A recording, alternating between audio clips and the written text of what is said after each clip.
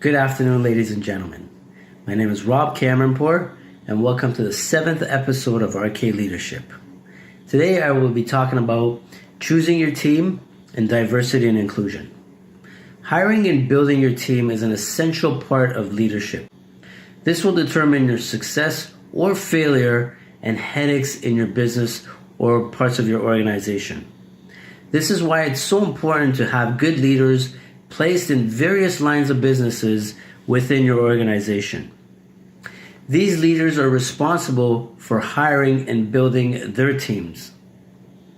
Throughout my career, I have witnessed and have heard many horror stories of various managers, and I'm sure that some of these stories will resonate with you or someone you know has experienced this. Here's some key points when it comes to hiring or building your team. Always try to hire people that are smarter than you. You don't have to have insecurities that, oh, this person will take over my job or make me look bad. It's actually the opposite.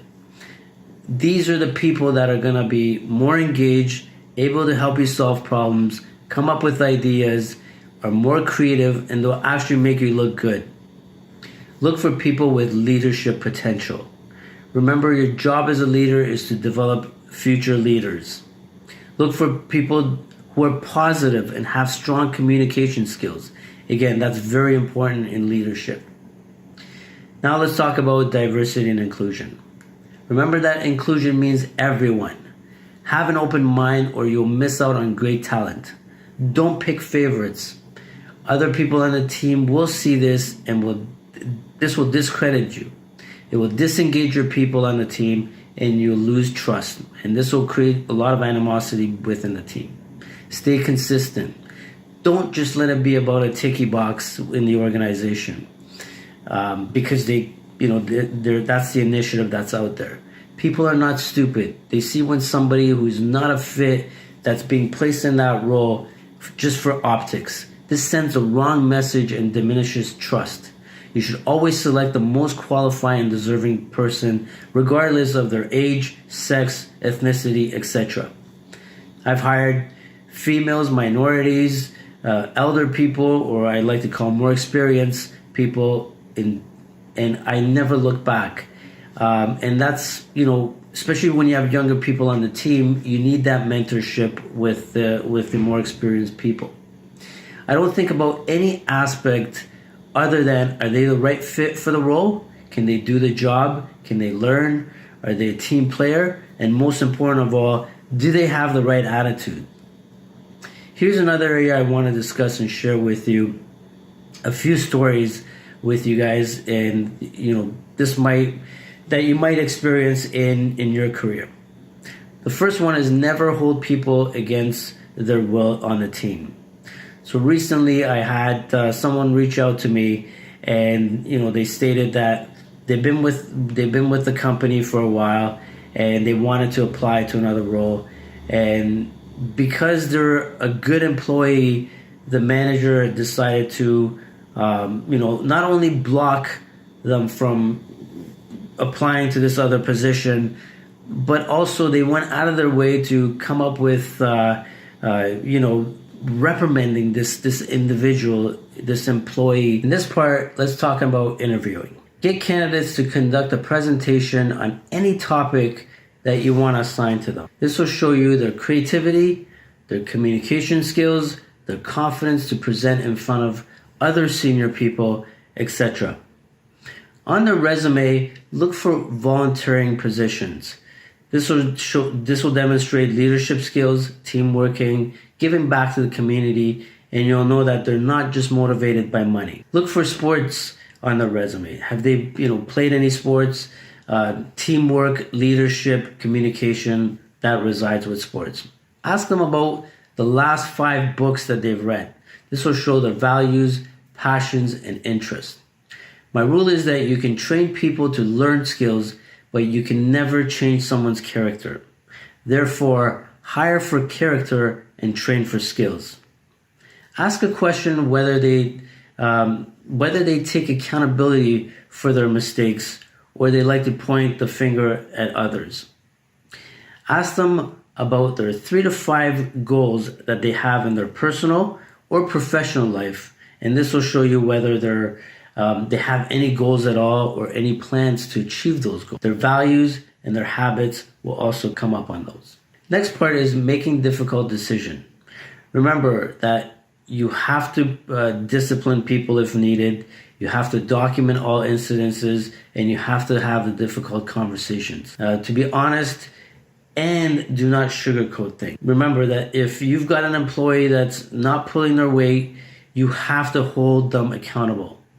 And this means, documenting what they've done, giving them that feedback, that timely feedback, and you're not waiting until the end of the year to provide this feedback. And as things are progressing for the worse, you have to go through that progressive discipline.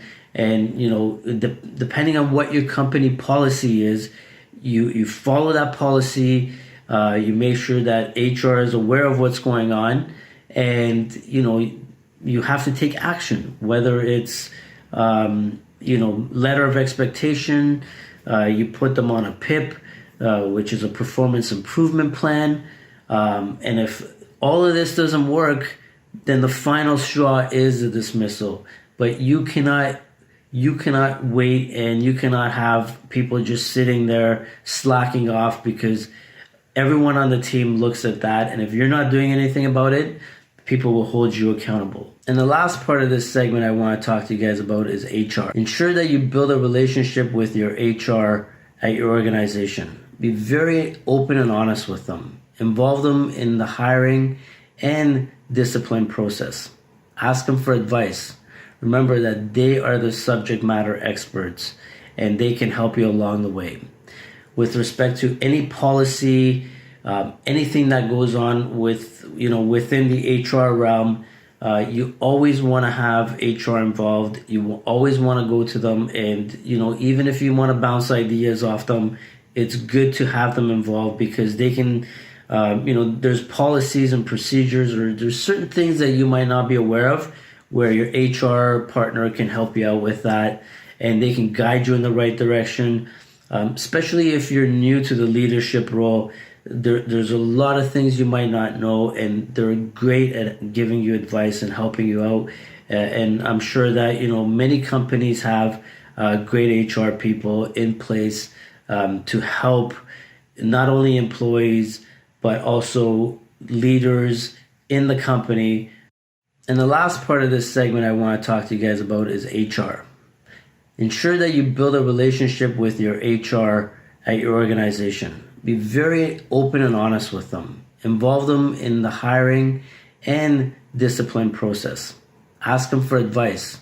Remember that they are the subject matter experts, and they can help you along the way. With respect to any policy, anything that goes on within the HR realm, you always want to have HR involved. You will always want to go to them, and even if you want to bounce ideas off them, it's good to have them involved, because they can, there's policies and procedures, or there's certain things that you might not be aware of, where your HR partner can help you out with that, and they can guide you in the right direction. Especially if you're new to the leadership role, there's a lot of things you might not know, and they're great at giving you advice and helping you out. And I'm sure that many companies have great HR people in place to help not only employees but also leaders in the company. That will wrap it up for this episode, and please stay tuned for my weekly videos, where I will be discussing the various areas of leadership in greater detail to help you become a successful leader. I greatly appreciate your time, and please subscribe to this channel if you found it useful. And if you have any questions or comments, please make sure you send them to me, and I'll make sure I'll get back to you. Remember that you don't need a title to lead, and a title doesn't make you a leader. So get out there and practice your leadership skills. Take care.